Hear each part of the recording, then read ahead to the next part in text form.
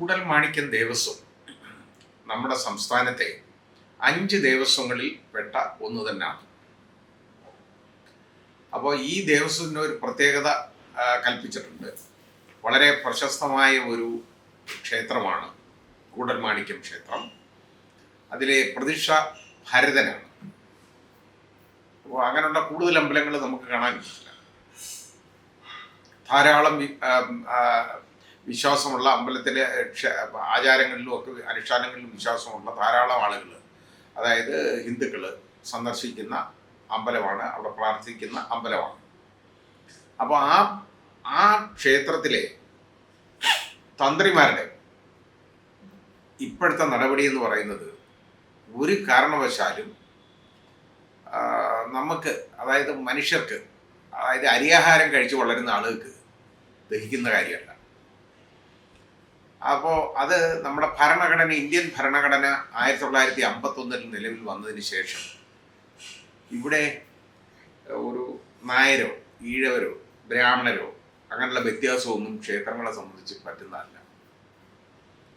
അപ്പോൾ അതിന് പകരം ഇവിടെ സംഭവിച്ചേക്കുന്നതെന്ന് പറഞ്ഞാൽ, അവിടെ ബാൽവു എന്ന് പറയുന്ന ഒരു ഈഴവ സമുദായ അംഗത്തെ ക്ഷേത്രത്തിൻ്റെ, അതായത് ഈ ബോർഡ്, ദേവസ്വം ബോർഡാണ്, ക്ഷേത്രത്തിൻ്റെ ദേവസ്വം ബോർഡ്, അവർ നിയമിച്ചു കഴകക്കാരനായിട്ട്. മാലക്കഴകം, അതായത് മാലകെട്ട് കഴകം എന്ന് പറയും. മാല കെട്ടുന്നതാണ് അവരുടെ പ്രധാന ജോലി.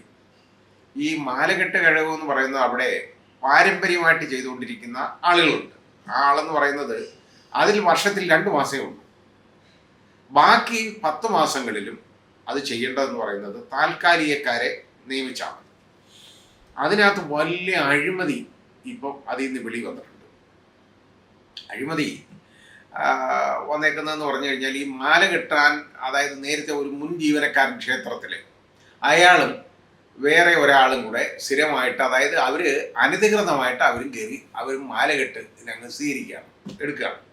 അവരെ പുറത്താക്കാൻ ഈ ദേവസ്വം ബോർഡ് ആവുന്ന പഠിച്ച പണി 18 നോക്കിയിട്ട് നടന്നിട്ടില്ല. അത്രത്തോളം ഉണ്ട് അവരുടെ അവർക്ക് അവിടെ അത്രത്തോളം സ്വാധീനമുണ്ട് അവർക്ക്. അപ്പോൾ ഇങ്ങനെയുള്ള സമയത്താണ് ഈ ബാലുവിൻ്റെ നിയമനം സ്ഥിര നിയമനമായിട്ട് അവിടെ വന്നത്. വന്നു കഴിഞ്ഞ ഉടനെ അവിടുത്തെ തന്ത്രിമാർ ഒരു പരിപാടി അങ്ങ് സ്വീകരിച്ചു. അവിടുത്തെ ആ തന്ത്രിമാരിലെ ഒരു തന്ത്രി എന്ന് പറയുന്നത് ഗോവിന്ദൻ നമ്പൂതിരിപ്പാടെന്ന് പറയുന്ന ആളാണ്. അപ്പോൾ അവിടെ ഈ പ്രതിഷ്ഠാദിനം ഉടനെ വരാൻ പോവുകയാണ്. അപ്പോൾ അങ്ങനെ വന്നപ്പോൾ അതിന് ശുദ്ധിക്രിയ ചെയ്യണം. അപ്പോൾ ഈ കഴകക്കാരനെ മാറ്റില്ല, ഈ കഴകക്കാരനെ നിയമിച്ചേക്കുന്നത് ആചാരാനുഷ്ഠാനങ്ങൾക്ക് എതിരാണെന്ന്. എന്തോ എതിരെന്ന് ചോദിച്ചു കഴിഞ്ഞാൽ എഴുവനായിരിക്കും, ഏതാണ് എതിരാണെന്ന്. അതുകൊണ്ട് അയാളെ മാറ്റാതെ അവർ ഇതിലൊന്നും പങ്കെടുക്കത്തില്ല, പാർട്ടിസിപ്പേറ്റ് ചെയ്യത്തില്ലെന്നാണ് തന്ത്രിമാരുടെ ഒരു തീരുമാനം. യഥാർത്ഥത്തിൽ ഒരു ഈഴവ സഹോദരനായിട്ടുള്ള ബാലുവിനെ മാറ്റുന്നതിന് പകരം ഈ തന്ത്രിമാരെ എടുത്തങ്ങ് കളഞ്ഞപ്പോഴേ, അതല്ലായിരുന്നു വേണ്ടത്. അതിനുള്ള ഒരു ധൈര്യമൊന്നും ഈ ബോർഡിനും ഇല്ല, ഗവൺമെൻറ്റിനും ഇല്ല. അങ്ങനെ വന്നപ്പോൾ എളുപ്പം ഒരു മാർഗം കണ്ടുപിടിച്ചു.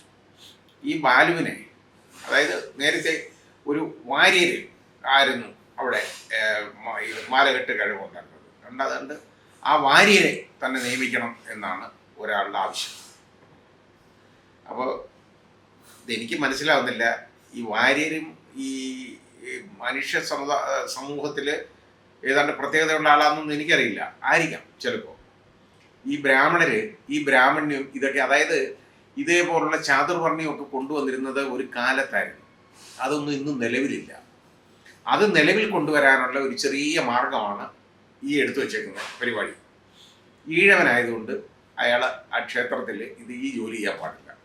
ഉടനെ അവസാനം എന്താ, അയാളെ അവിടുന്ന് അയാളെ ഇന്നൊരു അപേക്ഷ എഴുതി വാങ്ങിച്ചു ദേവസ്വം ബോർഡ് വാങ്ങിച്ചിട്ട് ആ അപേക്ഷ പ്രകാരം അയാളെ ഓഫീസിലെ അറ്റൻഡറായിട്ട് മാറ്റി. എന്നിട്ടും സമാനമായിട്ടില്ല തന്ത്രിമാർക്ക്. ഇയാളെ സ്ഥിരമായിട്ട് മാറ്റണമെന്നാണ്. ഈ പറയുന്നവന്മാർ മനുഷ്യരാണ്. അതായത് ഈ തന്ത്രിമാരെന്നൊക്കെ പറഞ്ഞ് ഇവർ ആരാണെന്നാണ് ഇവരുടെ ധാരണ. ഇതുപോലുള്ള തോന്നിവാസം വിളിച്ച് പുലമ്പാൻ. ക്ഷേത്രത്തിലെ എല്ലാ വിശ്വാസികൾക്കും കയറാം. ക്ഷേത്രവിശ്വാസികൾ, ക്ഷേത്ര ആചാരം അനുഷ്ഠിക്കുന്നവർക്കെല്ലാം കയറാം. അങ്ങനെയുള്ള അമ്പലത്തിൽ ഒരു ഈഴവന് കയറിക്കൂടെ? ഈഴവനായതുകൊണ്ട് അയാൾ മനുഷ്യനല്ലേ? ഇത് ഇന്നത്തെ കാലത്തും ഈ അയിത്തം എന്ന് പറയുന്നത് നിലവിലുണ്ടോ? നമ്മുടെ ഇന്ത്യൻ ഭരണഘടന നിലവിൽ വന്നപ്പോൾ അതിനകത്തെ അനുച്ഛേദം 17 ഏറ്റവും കൂടുതൽ കയ്യടി കിട്ടിയത് ഡോക്ടർ അംബേദ്കർ അവതരിപ്പിച്ചപ്പോൾ. അതായത് അത് അൺടച്ചബിലിറ്റി, തൊട്ടുകൂടായ്മയ്ക്കെതിരെയുള്ള, അത് നിരോധിച്ചുകൊണ്ടുള്ള നിയമമാണ് അതിൽ വന്നത്. അത് മറ്റ് രാജ്യങ്ങളൊക്കെ ഇത് കാണുക എന്നുണ്ടെങ്കിൽ അവർ ചിരിക്കും. കാര്യം ലോകത്ത് ഇതേപോലുള്ളൊരു കാടത്തരം, ഈ തൊട്ടുകൂടായ്മയെന്നും തീണ്ടുകൂടായ്മയെന്നും പറയുന്നത് ഉള്ളത് നമ്മുടെ ഇന്ത്യ മാത്രമേ ഉള്ളായിരുന്നു, വേറെ എങ്ങുമില്ല ലോകത്ത്. അതുകൊണ്ട് എന്നെ സംബന്ധിച്ചിടത്തോളം ഇത് കയ്യടിയൊന്നും വേണ്ടതല്ല, നമുക്കൊരു നാണക്കേടാണ് ഈ വകുപ്പ് എന്നേ പറയാൻ ഒക്കുള്ളൂ. കാരണം മനുഷ്യൻ്റെ തൊലിയുടെ നിറം ഇതൊക്കെ മാറ്റി വെച്ചുകൊണ്ട്, അതൊക്കെ നോക്കി വെച്ചുകൊണ്ടാണ് ആളുകൾ തമ്മിൽ പെരുമാറുന്നത്. അത് വേറെ എവിടെയെങ്കിലും ഉണ്ടോ? പണ്ട് നമ്പൂതിരിയും ബ്രാഹ്മണനും ഒക്കെ നടന്നു വന്നു കഴിഞ്ഞാൽ ഒരു പിന്നോക്ക വിഭാഗത്തിൽ പെടുന്ന ഒരാളാണെന്നുണ്ടെങ്കിൽ അയാൾ ഒരു മൈലകലെ കൂടെ മാറി നടന്നോണം കേട്ടോ. കാരണം ഇവന്മാർ വലിയ ആളുകളില്ല, ഇവന്മാർ പോവാതെ അതിലേ പോകാൻ പറ്റില്ല. കാരണം ഇതിൻ്റെ വായു അടിച്ചാലോ വലിയ പ്രശ്നമാണ്. കാരണം ഇവർ ദൈവത്തിൻ്റെ തൊട്ടടുത്തിരിക്കുന്ന ആളുകളാണ്. ഞാൻ പറഞ്ഞത് എന്താണെന്നറിയോ? ജനങ്ങളെ യവന്മാരെ ബഹിഷ്കരിക്കണം, ഈ തന്ത്രിമാരെന്ന് പറയുന്നവരെ. അതാണ് ആദ്യം ചെയ്യേണ്ടത്. കാരണം ഇതേപോലുള്ള കാടത്തം കാണിക്കുന്നുണ്ടല്ലോ. ഇന്ത്യൻ ഭരണഘടന വന്ന ആർട്ടിക്കിൾ 17 ഉള്ളപ്പോൾ ഇതേപോലുള്ള കാടത്തം കാണിക്കുന്ന ആളുകൾ ഇന്ത്യൻ പൗരന്മാരല്ല. അവർ വിദേശികളാണ്, ഇവിടുത്തുകാരല്ല. ഇവിടുത്തുകാരാണെങ്കിൽ ഇന്ത്യൻ ഭരണഘടനയിൽ അവർക്ക് വിശ്വാസം വരും. ആ വിശ്വാസം ഇല്ലാത്തവരോട് ഒരിക്കലും സഹകരിക്കാൻ പാടില്ല എന്നുള്ളതാണ് എൻ്റെ അഭിപ്രായം. ഇതിൽ പോലീസിന് കേസെടുക്കാം ഇവരുടെ പേരിൽ. കാരണം ഇത് അൺടച്ചബിലിറ്റിയാണ് ഈ പറഞ്ഞേക്കുന്നത്. ഈ കാര്യം ഇന്ത്യൻ ഭരണഘടനയിലെ വകുപ്പിന് എതിരാണ് ഇത്. അത് എടുക്കാം. ഒരു മനുഷ്യനെ ഇതേപോലെ അവഹേളിക്കുന്നതിന് തുല്യമാണത്. അദ്ദേഹം ഇതുപോലെ അറ്റൻഡറായിട്ട് മാറിക്കഴിഞ്ഞപ്പോൾ അദ്ദേഹം അവധി എടുത്തങ്ങ് പോയി. ഇതാ സംഭവിച്ചേക്കുന്നത് കേട്ടോ. എന്നിട്ട് ഇവന്മാർക്ക് സ്വസ്ഥതയില്ല. കാരണം എന്താണെന്നറിയോ? ഇത് വേണം. ഇനി ഇതിൻ്റെ കാര്യം എന്താണെന്നറിയോ? അത് ഇന്നത്തെ കേരളാവധി പത്രത്തിൽ എഴുതിയിട്ടുണ്ട്. ഇത് അയിത്തം മാത്രമല്ല കാര്യം, ഇത് നഗ്നമായ അഴിമതിയാണ്. ഇവിടെ ഈ തന്ത്രിമാരും ഈ കഴകക്കാരോട് ചേർന്നുകൊണ്ട് ഇതിൽ നിന്ന് പൈസ അടിക്കും ധാരാളം. മാലകെട്ടിന് ഒരു താമരമാല കെട്ടുന്നതിന് ആകെ 2 മാലയും കണ്ടേ കിട്ടുള്ളൂ കേട്ടോ. 750 രൂപയാണ്.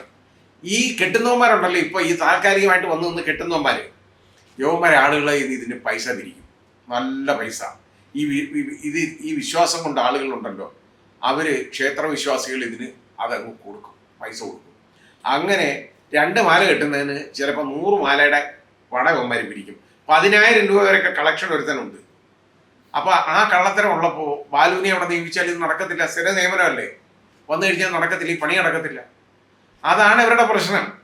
അല്ലാതെ ഈ അയിത്തം മാത്രമല്ല ഇത്, ഇതിൻ്റെ പുറകെ നഗ്നമായ അഴിമതിയാണ്.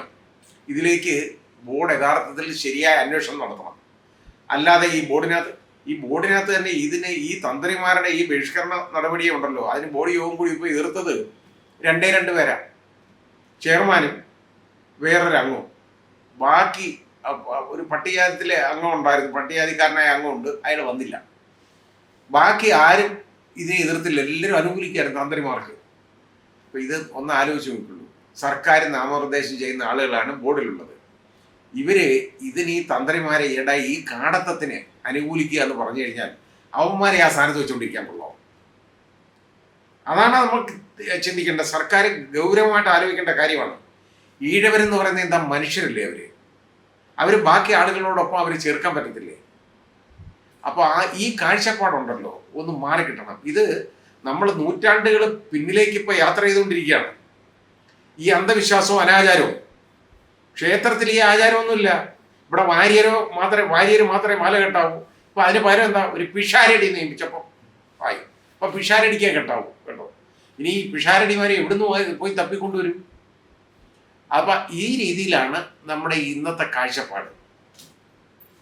യഥാർത്ഥത്തിൽ ഈ ക്ഷേത്ര വിശ്വാസികൾ തന്നെ ഒന്ന് തീരുമാനിക്കണം, ഈ തന്ത്രിമാർ വേണോ വേണ്ടയോ എന്നുള്ളത്. ബോർഡ് ഗൗരവമായിട്ട് ആലോചിക്കണം. ഇതൊക്കെ ഈ തന്ത്രിമാരെന്ന് പറയുന്ന ആളുകൾ ഇല്ലെങ്കിൽ വലിയ പ്രശ്നമാണ്. എന്തോ പ്രശ്നം? ഒരു പ്രശ്നവുമില്ല.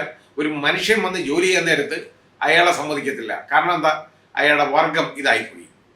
ഇവർക്കിപ്പോൾ ബ്രാഹ്മണ്യം തിരികെ കൊണ്ടുവരണം. അതാണ് ഇവരുടെ ആവശ്യം. പണ്ട് ബ്രാഹ്മണർക്കല്ല ഇതെല്ലാം ചെയ്യാൻ പാടുള്ളായിരുന്നു. അങ്ങനല്ലല്ലോ. പണ്ട് രാജഭരണ കാലത്ത് ഇതൊക്കെ നടക്കുമായിരുന്നു. ഇന്ന് രാജഭരണമൊന്നും അല്ല, ഇത് ജനാധിപത്യമാണ് ഇവിടെ. അത് ഈ തന്ത്രിമാരെന്ന് മനസ്സിലാക്കണം. നിങ്ങൾ ആരും ഒന്നുമല്ല, ഈ തന്ത്രിമാരെന്നൊക്കെ പറയുന്നവർ ഒന്നുമല്ല എന്നാദ്യം നിങ്ങൾ തിരിച്ചറിയുക. യഥാർത്ഥത്തിൽ ഈ പാവപ്പെട്ട മനുഷ്യൻ ജോലി ചെയ്യാൻ വന്ന അയാളാണ് യഥാർത്ഥത്തിലെ യോഗ്യൻ അവിടെ ജോലി ചെയ്യാൻ, നിങ്ങളല്ല. അത് നിങ്ങളൊന്ന് തിരിച്ചറിയണം. ഇതിനകത്ത് ഗൗരവതരമായിട്ട് പോലീസിന്റെ ഇന്റർവെൻഷൻ വേണം, കേസെടുക്കണം. അയാളെ ഈ മാറ്റിയ നടപടി ഉണ്ടല്ലോ, ബോർഡും മരവിപ്പിക്കണം. അയാളെ മാലക്കഴകക്കാരനായിട്ട് തന്നെ അവിടെ നിയമിക്കണം. എങ്കിൽ മാത്രമേ ഇവരെ അടക്കി നിർത്താൻ പറ്റുള്ളൂ. ഈ തന്ത്രിമാരുടെയൊക്കെ അഹങ്കാരത്തിനൊന്നും നേരെ ഒന്നും നിങ്ങൾ മുട്ടുമുടക്കരുത്. തന്ത്രിമാർ പലയിടത്തും ഉണ്ടല്ലോ. ശബരിമല തന്ത്രിയുണ്ട്. മോശമായ എന്തെങ്കിലും തീരുമാനം നമുക്ക് കാണാനുണ്ടോ? അവർ അന്തസ്സുള്ള കുടുംബങ്ങളിൽ നിന്ന് വരുന്നവരാണ്. ഈ തന്ത്രി എന്ന് പേരിട്ടുണ്ടായില്ല. ഇതുകൂടെ പാരമ്പര്യം കൂടെ വേണം, അല്ലാതെ നേരെ നടക്കാൻ ഒക്കത്തില്ല. അതാദ്യം മനസ്സിലാക്കിക്കോളൂ. ശബരിമല ഇത്രയും വലിയ ക്ഷേത്രം, അവിടെ കോടിക്കണക്കിന് ആളുകൾ വരുന്ന ഭക്തന്മാരുള്ളതാണ്. ഈ ഭക്തന്മാരുടെയൊക്കെ ഇടയിലും ഒക്കെ ഈ തന്ത്രിമാരെ അനാവശ്യമായി എന്തെങ്കിലും ഒരു ഇടപെടലും നടത്താറുണ്ടോ? ഇല്ല, ഞാൻ കണ്ടിട്ടില്ല. കാരണം ഞാൻ ദേവസ്വം ബെഞ്ചിൽ ഹൈക്കോടതിയിൽ ഞാൻ 2 വർഷം 2 ടേമോ 3 ടേമോ കണ്ടിരുന്നിട്ടുള്ള ആളാണ്. എനിക്കറിയാം അവിടുത്തെ നടപടികളൊക്കെ.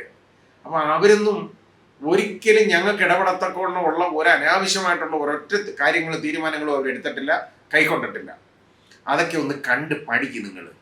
ഇപ്പോൾ ഈ കൂടൽമാണിക്യ ക്ഷേത്രം എന്ന് പറയുന്നത് ഒരു ദേവസ്വം തന്നെ ആയി, ശരിയാണ്. അതിൻ്റെയൊക്കെ മഹാത്മ്യം അതിനുണ്ട്, ഇല്ലെന്ന് ഞാൻ പറയുന്നില്ല.